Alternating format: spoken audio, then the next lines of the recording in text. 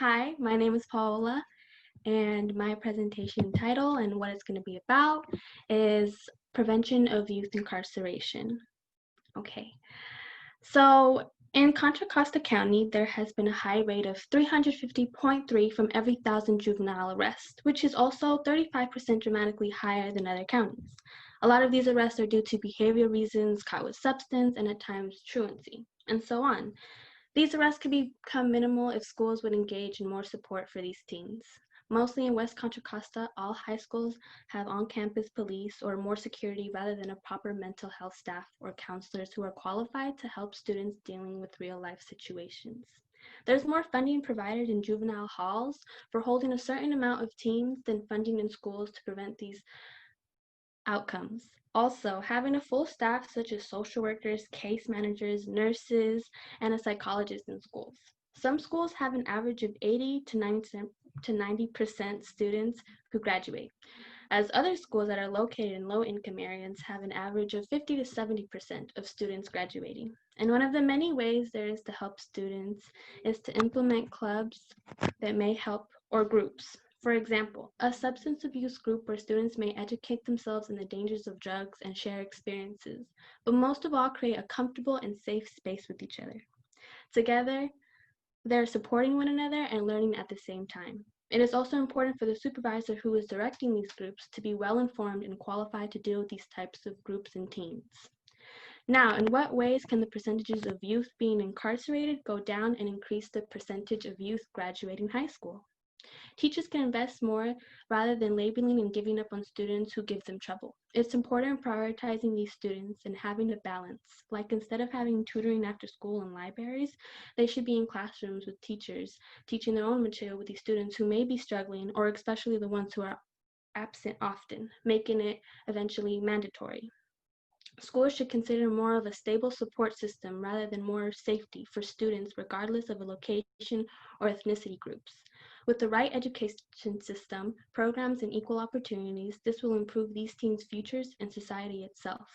If all of this support is shown and really taken into action, it will prevent less arrest and more success for youth.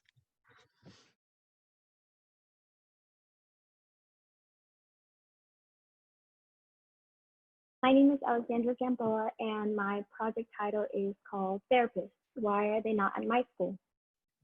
So my issue is the lack of professional help at school to help students deal with their mental issues. My district doesn't provide any therapists at school while other districts do. Many students rely on their friends for their problems, which is good, but us as students, we don't know how to deal with these situations and can only provide a shoulder to lean on. Students should be able to talk about their issues to someone at school that knows how to deal with these situations professionally, especially now during this pandemic where 8 in 10 students are experiencing increased stress. Rates of major depressive episode increased 52% among adolescents aged 12 to 17. Young adults, Gen Z, are more prone to suicide than the millennial age at the same age, which is due to social media. Mandated health services in California is to provide special education services and school-based prescription administration, which is basically vision, hearing, and scoliosis. But this does not include mental health. Some existing programs provided by Seneca are therapeutic and behavioral services and counseling enriched services. They are in 13 public schools and in 5 districts, but not mine. Some root causes are complex developmental trauma, which are events that are traumatic to children and have long-term effects from these exposures. Parents or overwhelming schoolwork can also play a part in mental health. My solution is to have therapists available at school to help students who are struggling. The district should already be up to date and provide them, but they don't. And in order to achieve my solution, it would consist of creating a petition where students and teachers would sign and advertise so that the district will have to make an action. And after the district accepts and provides therapists, I think that the therapist should look like students because matching clients with therapists of the same race and ethnicity shows a result in stronger therapeutic alliances. This would be called identity matching, which is Latinx, Black, Muslim, LGBTQ therapists, etc. A school's purpose is to help us gain the skills and education needed to live successfully. But how can we live successfully if schools are not providing resources that can help us reach our full potential? So that's why I'm demanding for therapists at school to help prevent students from becoming another depression or suicide statistic. And instead, they can help us feel more capable and successful in school. Thank you.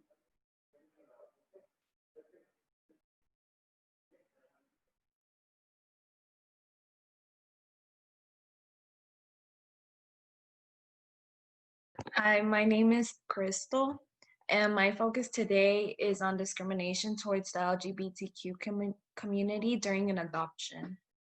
So Donald Trump's administration wants to allow foster care and adoption agencies to discriminate towards the LGBTQ community and would be able to use religious beliefs before the child's needs when adopting a child. Adoption agencies are given the opportunity of being free to discriminate if they want to. Same-sex parents in the US are 4 more times likely than different-sex parents to raise an adoptive child.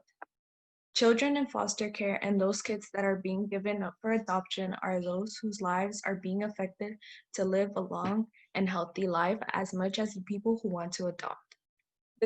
The kids' lives are being affected because they aren't being allowed to go home with a family that wants to give them a better home and future, and the couple adopting and/or single parent is being affected by not allowing them to live the lifestyle they desire, and in some cases may lead to depression. The people who benefit from allowing discrimination is those who are anti-LGBTQ by allowing them to win and not let them be equal, as Trump is gaining those supporters by allowing this rule to be passed. This is unfair because it is only targeting one specific community. I think we should start by spreading the news about Trump's rule on social media, like on Instagram and Facebook, by sharing a link to a petition going against it. Then we can propose a new bill to our state governor and also submit the petition to back up the proposed bill. We would try to get this bill passed before Trump's rule gets accepted. The bill could state that religious beliefs cannot come before the child's needs if being offered a stable, loving home, nor the discrimination towards the family adopting. Starting with one state can show other states that change is being done and could encourage others to do the same. Why allow discrimination to those who are more likely to accept a child into their home and out of the foster care system? Thank you.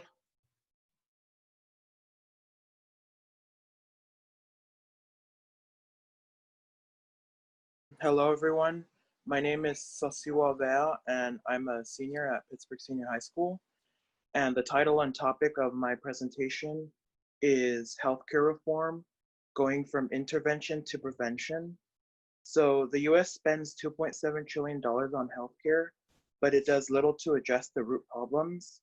Some wouldn't even consider it a healthcare system. They would call it a disease management system.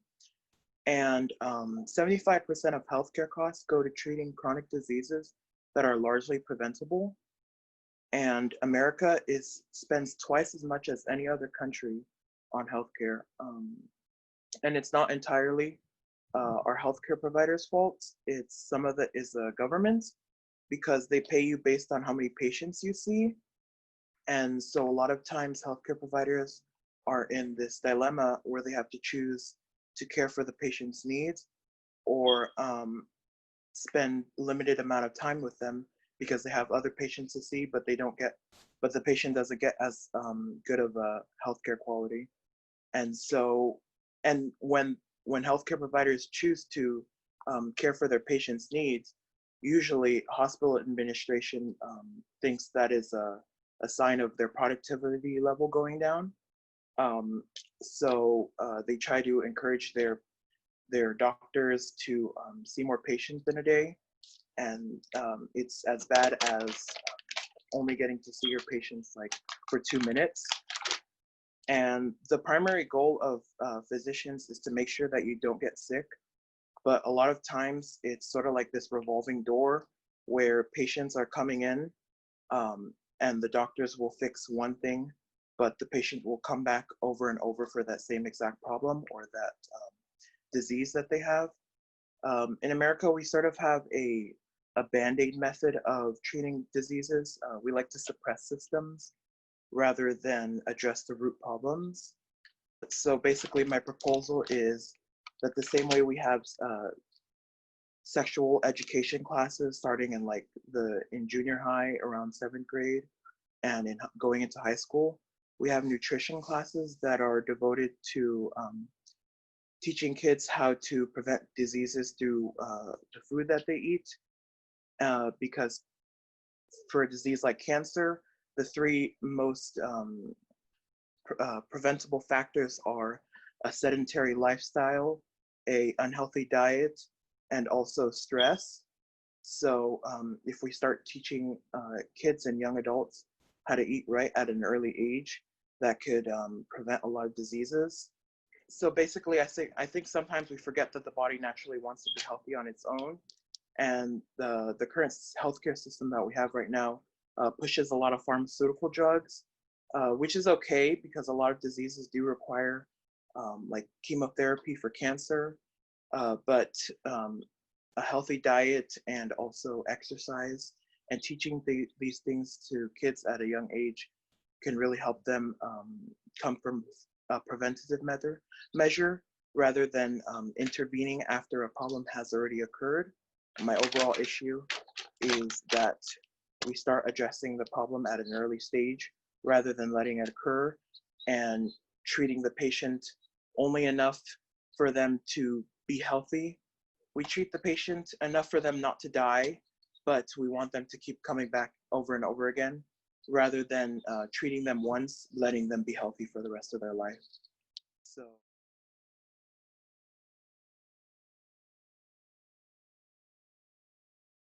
So my name's Nayeli, Banda. I attend Richmond High School, and my project title is Norm-Shattering, Fixing History. Living in West Contra Costa Unified School District and attending their schools, I've noticed that they have many issues. So they try to bring in more students for more perfect test scores and also more funds. As I said, I do attend Richmond High School. And when attending at Richmond High School, I was offered the opportunity to attend a women's studies class. This class was led by an ordinary teacher in the law academy. She was an English teacher named Maddie Schmaltz. She began women's studies last school year. I asked for her opinion on my project, and she gave me a quote through her struggles. She stated, "Since people that were not too excited about it were primarily white men, it made me feel like this class needed to happen more than ever. I also felt a little shame in that I couldn't believe it took me until my 30s to really begin to value myself and other women the way our culture values men." And she's right. Our culture has always valued men. Women are told that they cannot be powerful or have a powerful position in any place. If a woman is too nice and a goody two-shoes, she is seen as vulnerable. But if she talks back, she's seen as a crazy person. In recent events in our Congress, Representative Ted Yoho had some very sexist comments on Representative Alexandra Ocasio-Cortez. They were really sexist comments, but she took to the floor to give a powerful speech, which I encourage you to look up. In that situation, that really showed me that history has not changed. She is in her 30s and she stood up to this man who is probably much older than she is. Our youth that live in West Contra Costa Unified School District have not been fully educated on these issues. I, on firsthand, have seen how these issues affect men in this district. I have seen boys rating girls' bodies on how they act and being told to do sexual activities to people, which honestly is pretty disgusting. By introducing women's studies to middle schoolers and high schoolers, we will prevent them from feeding onto the media, and women will be more powerful and be more confident in themselves. They would be educated on stuff just like date rape, consent, body image, and not just being a housewife. With my solution, it will help our siblings, cousins, niece, and nephews from encountering many situations such as rape, body image, sexism, and many more. This class will help the youth understand what a woman is and how valuable they are. If we are to make this class, our siblings, cousins, nieces, and nephews, and our future children will be empowered through a class that could help them in the near future. Thank you.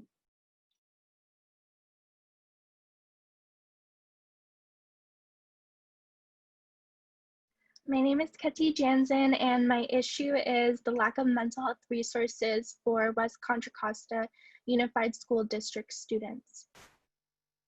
I'm very passionate about this issue because it has personally affected me. At my school, there are services such as the health van and the health center on campus for students. However, when I reached out on 3 different occasions for mental health services, they never got back to me.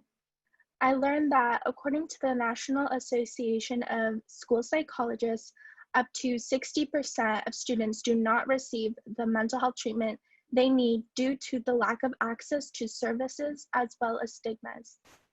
After talking to someone who works at the Contra Costa Crisis Center, I developed some solutions that would alleviate some of the issues that contribute to students not being able to access mental health resources. The first would be to educate teachers about how prevalent mental health issues are among students and some of the contributing factors. These teachers can let their students know that if they're suffering, they can go to them and be at least one support system, or provide them with resources such as the ones shown near resources and support on the slide. The next would be to partner the health van or health center with the Contra Costa Crisis Center. There is already an established connection between the Contra Costa Crisis Center and some of the schools because we used to wear our school IDs with their hotlines stamped on the back, which unfortunately have decreased over the years, and now there's only one hotline on the most recent IDs, which is the National Suicide Prevention Hotline. If the solutions I propose were to be put in action, a safer, healthier environment would be established for students to thrive both mentally and academically. Thank you for listening.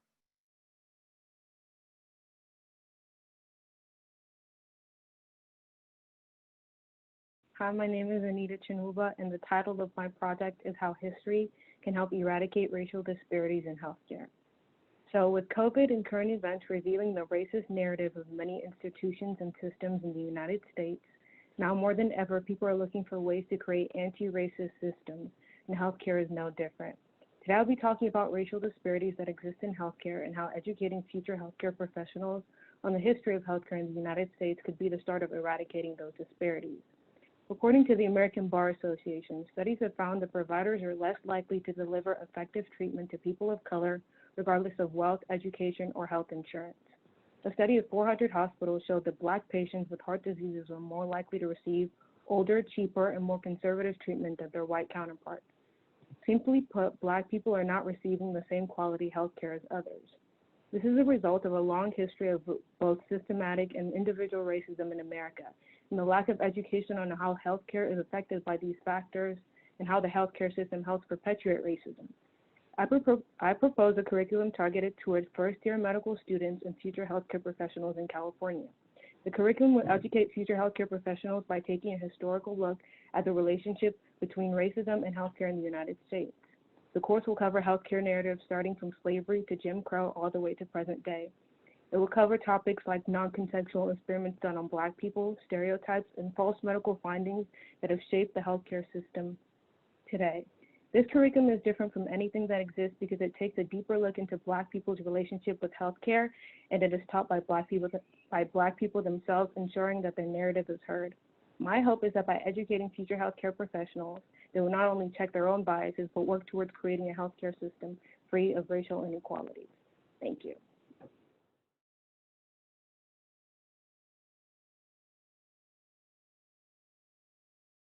Hi, my name is Lee Saavedra. My project is about toxic masculinity, identifying the idea of masculinity for males. The trace of how society views what it means can be construction of manhood. In my personal perspective about toxic masculinity, I believe that cultural background, social media, friends and family influence the idea of what it means to be a man. In the tradition of masculinity, boys have experienced from their parents saying that boys will be boys. This categorizes young males as disruptive, predatory, and violent. In 2018, 53% of young males in Britain felt that society expects them to never ask for emotional support. Creating a certain image of what it takes to be a man causes intensified pressure for their mental health trying to fit into society. leading to encouraging violence and not having feelings. In the same survey, 61% of men feel pressured to man up as a result of damaging gender stereotypes. College fraternities also encourages toxic masculinity and rape culture because men are taught that it is okay to assert a dominance over women, including the LGBT community, and not taking sexual assault and harassment seriously. According to the Rape, Abuse, and Incest National Network, 11.2% of all undergraduate and graduate students in the United States reported experience of physical force or violence on campus. This creates a system for women and the LGBT community to be cautious of their environment and not feeling safe, which isn't fair. My solution is to create a program to educate at a younger age from 6th grade to 8th grade, which is quite similar to the sex education program, but for boys. Students will be required to attend a 5-week program learning the history and culture of manhood for boys from different perspectives, such as redefining who they look up to, like family members and famous people, listening to their questions, informing them about their interests to help them accept themselves, because it is a better way to have a healthy relationship with your identity at a young age to support their mental health. Students will be engaged in bonding activities to maintain their interests, making memories with peers, creating a support with one another, and facilitating lessons, lectures, and bonding activities. The goal is to re-identify the idea of masculinity towards young men, preventing toxic masculinity, and decreasing sexual assaults in the future by breaking the tradition of manhood, the barriers of gender stereotypes, and creating a safe and open environment for men. Thank you.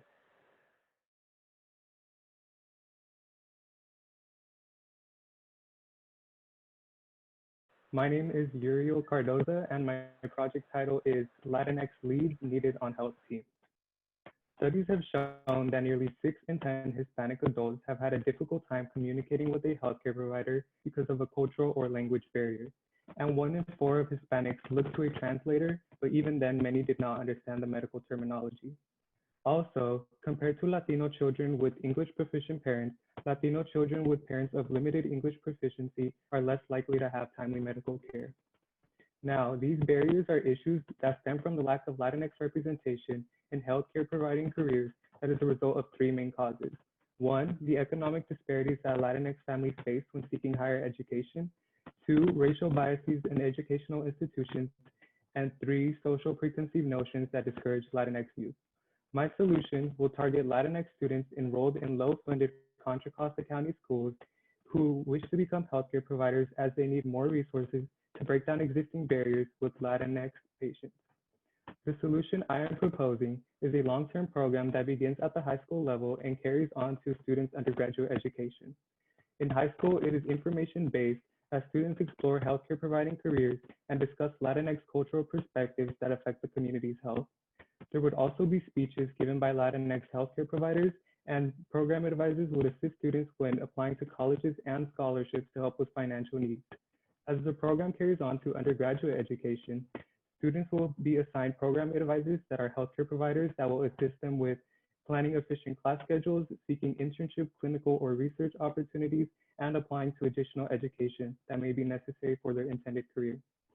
Unlike similar programs that are short-term and leave students lost, we will ensure that students are on the right track to success. Innovation strikes our program as participants are required to become the next generation of advisors when they are alumni. That way, participants give back to their community and advance the program simultaneously. Also, students' views are taken into account through monthly focus groups where we discuss ways to improve the program and listen to participants' community observations to expand our cultural understanding. Through this program, schools will provide Latinx students with the proper resources to pursue health careers, and over time, medical staff will become more diverse and improve the quality of healthcare.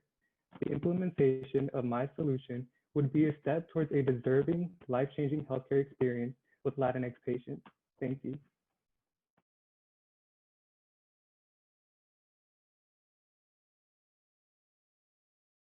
Hi, my name is Kaitlynn Dwy, and the title of my presentation is Do You See You? An issue that I often see is lack of representation in everyday media. This could go on to cause mental health issues in some groups.